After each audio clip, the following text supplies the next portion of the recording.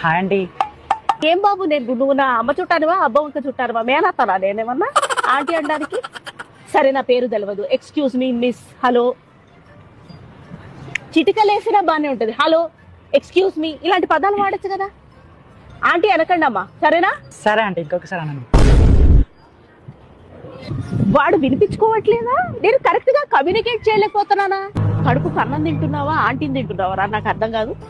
మా హస్బెండ్ ఇలా పుల్లలా ఉంటాడండి. మా హస్బెండ్ కి నాకు పుట్టిన సంతానమే కదా వీడు. ఆయనకి 7 ఏళ్ల కొడుకున్నట్టే, నాకు 7 ఏళ్ల కొడుకున్నట్టే కదా. ఆయన అన్న అంటారు, నన్ను ఆంటీ అంటారు. మండదా చెప్తున్నా. అనా అనా అనా అనా నన్నేమో ఆంటీ ఆంటీ ఆంటీ ఆంటీ. మీ మొహాలు మండ.